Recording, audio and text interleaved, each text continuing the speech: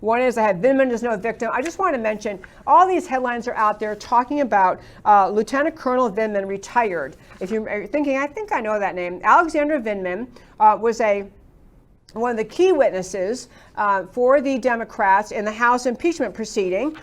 He was in the National Security Council, and he was in the office when President Trump was talking with the Ukrainian president. And so you had Vindman in the White House listening to the conversation with President Trump, who's on the phone with the Ukrainian president, and that conversation gave rise to the Democrats' next effort to try to get rid of President Trump after the Trump-Russia collusion hoax flopped. You have the Democrats going for impeachment based on this conversation with the Ukrainians. And I will just tell you that this guy, Vindman, is now retiring. He said he feels he's been forced out. So, and I'm going to get to him in a minute, but he feels he's been forced out. He finally retired because he said, I can't move forward. President Trump is blocking me. He's blackballed me. This guy is getting sympathetic headlines from the leftists that this poor guy who tried to stand up for his country, tried to raise a serious question, serious concern, and now he's been driven out by President Trump. Vindman is an example of the problem that we had in our country after Obama. Vindman is a guy, he's, by the way, a Ukrainian national, meaning he is Ukrainian by birth and background. He has a twin brother also working in the National Security Agency. Vindman heard the conversation that Trump had, one end of it, and actually was the key player giving rise to the claim of supposed wrongdoing by President Trump, even though Vindman had to know, as everyone else in America knows, that what he was falsely accusing Trump of doing is what Biden actually did. And we found, I want to play again, I played it a few times months ago, this is what Biden actually said knowingly to a national audience. Here is Biden talking about what he did when he was in the vice presidency over in the Ukraine. I remember going over convincing our team, our others, to convincing us that we should be providing for loan guarantees. And I went over, I guess, the 12th, 13th time to Kyiv, and I was supposed to announce that there was another $1 billion loan guarantee. And I had gotten a commitment from Poroshenko and from Yatsenyuk that they would take action against the state prosecutor, and they didn't. So they said they were walking out to press conference. I said, no, I said, we're not going to give you the $1 billion. They said, you have no authority. You're not the president. The president said. I said, call him. I said, I'm telling you, you're not getting the $1 billion. I said, you're not getting the $1 billion. I'm going to be leaving here. And I think it was, 6 hours? I said, I'm leaving in 6 hours. If the prosecutor's not fired, you're not getting the money. Well, son of a bitch.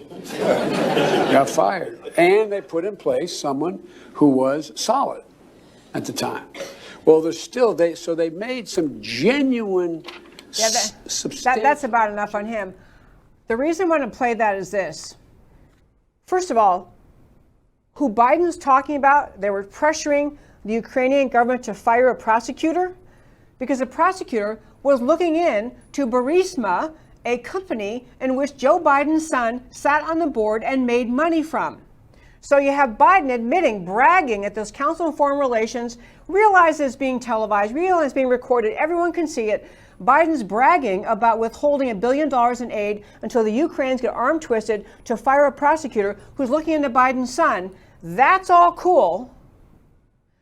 But Trump simply pointing out to the Ukrainian president that, you ought to be looking into this, that was enough for this guy Vindman to say, you know what, I think this president should be impeached over this. He should be impeached. Vindman, as I say, he was in the course of this time, by the way, as Vindman's in National Security Agency, he was offered a job in Ukraine, in the Ukrainian government, because they see him as such an ally. But the real point in today's show about all this is two things. Do not buy into Vindman as a victim, because this is the role he's playing. He's a victim, the mean, evil Trump. How could he push me out? He blackballed me. I can't move forward. This is terrible. This is a guy who finally got his comeuppance because he was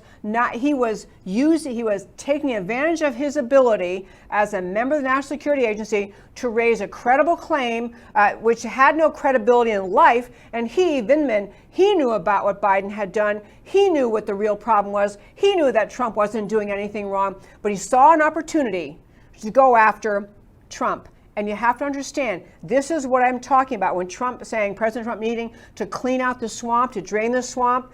These type people, the Vindmans of the National Security Agency, people filling the ranks of the FBI, DOJ, Department of State, NSA, people put in there on purpose by the Obama administration to perpetuate the Obama Marxist leftist agenda. So Vindman, fortunately for America, failed in his effort to try to remove Trump, as the left so much wants to do, failed in that.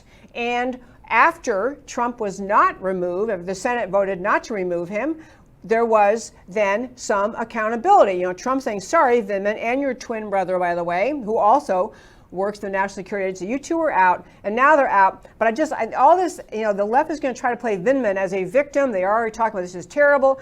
Another example, impropriety of President Trump, retaliation. Yeah, the guy lied about him. The guy tried to get him removed from office. And if Trump has no other reason other than he's sick and tired of having these leftists put in place by Obama attacking him day and night, that's a good enough reason by itself to get Vindman out of the National Security Agency.